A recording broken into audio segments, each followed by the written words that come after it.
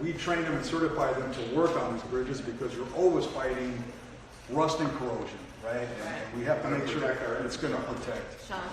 Yep, this is Sean, my director of the apprenticeship, and he can speak a little bit. Go ahead, Sean, on as far as so basically you got something like what they would see on the job site. They can come in and get some hands-on practice. And this sandblast, where you go through those big hoses there, and those aren't something you can just hold in your hand because they work off such high pressure. You actually have to curl them up into your shoulder and be able to hold it like that and use the full weight of your upper torso.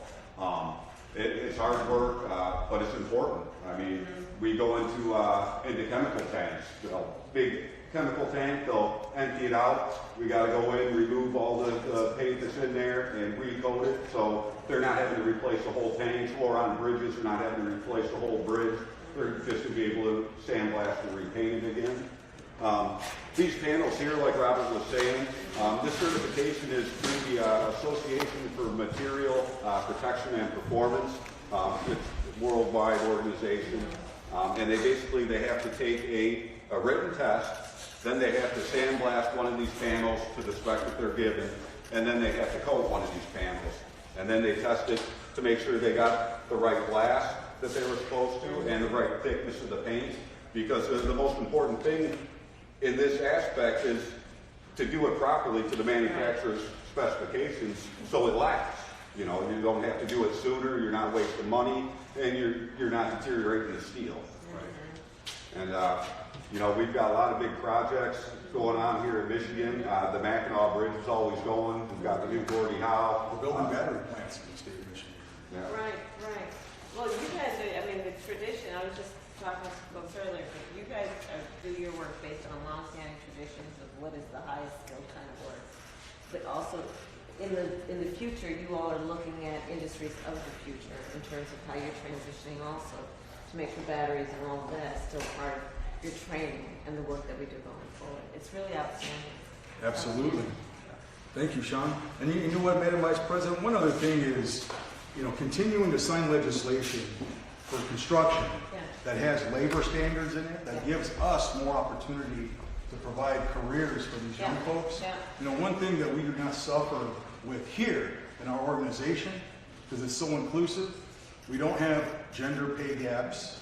We don't have racial pay gaps, right? A member is a member, a journey person is a journey person, and an apprentice is an apprentice. So it's such an inclusive organization. We've got a very diverse group of people here, and you know, we just want to have more than what we have here.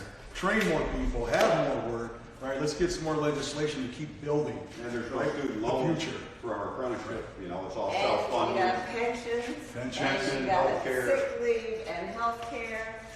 And you graduate with no debt. And a quality of life where you are recognized for the dignity of your work. Absolutely. No, I get that. This is great, guys. This is a $500,000 investment. Yeah. Yep. Well, you know what? You guys make it easy. I mean, look, as you know, I am a long-standing supporter and friend of unions and labor. And the Painters Union, I'm honored to have your support in this election, but look, you guys are the ones who make it easy. This is highly skilled work. You do it with a sense of pride. You do it with a sense of commitment. You are making our country stronger and better by the work that you do. We just talked about the industrial work that you're doing, whether it's about a bridge, whether it's about what we're doing to invest in technology and the future industries. You're transitioning also into batteries, all that work. And it's highly skilled work. And I love, for example, the apprenticeship programs and building up America's workforce around training. And again, the highest of skills. The work that you are doing through an apprenticeship program that's also about building community and family for the people who enter it. It's about pride in work. It's about the dignity of work. The reason that I have fought for things like pensions is it's literally about the dignity of work. You work hard, you deserve at the point that you're going to retire to be able to retire with dignity. And we have to value the skill. You know, my opponent, he doesn't understand the importance of humor at all. No, but he gives a lot of You gotta care about people. He gives a lot of talk about what he cares about, but on the issue specifically of what is good for unions and union labor, he's been awful. You look at what he did when he was president with the NLRB, the National Labor Relations Board, a bunch of union busters. You look at when he talks to his buddies, like his billionaire buddies. Remember, he did the tax cut for billionaires and big corporations. He's not working for or concerned about working people, middle class people. And then when he's talking to his buddy, he jokes about, yeah, if they're striking, you should fire them. But what I know America understands about union labor is it's just about fairness and it is about dignity.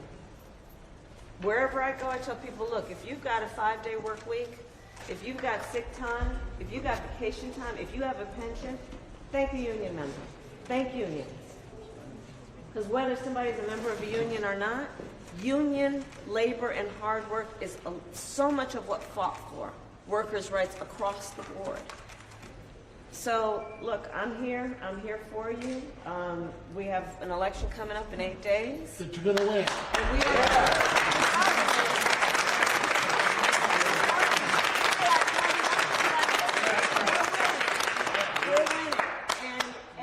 We stand for certain basic principles, and we know when we know what we stand for, we know what to You're fight here, for. he's not. Right. Save our country from them. Please. Well, and you're right. I mean, you look at how he just he talks down to the American people. He degrades who we are as America. Instead of fighting for who we are in terms of our capacity, I look at our young leaders. They deserve to have a leader and a president of the United States who is not only optimistic but ambitious about what we can do. Donald Trump just recently talked about how he would get rid of chips.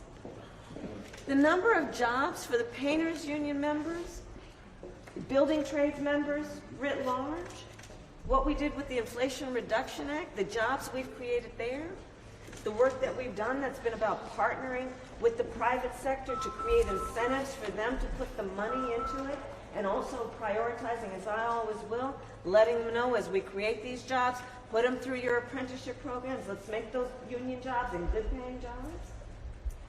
All of that is at stake, but it's also about an approach and a value and character.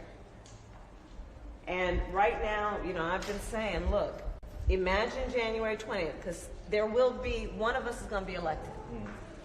And one of us is going to be sitting in the Oval Office on January 20th.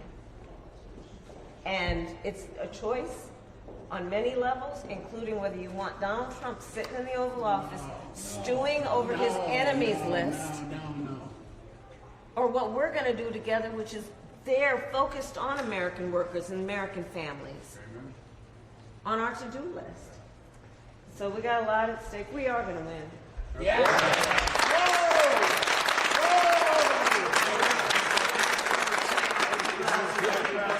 Your photo, guys. Come on in here. Come on in. Thank you, press. Thank you, press.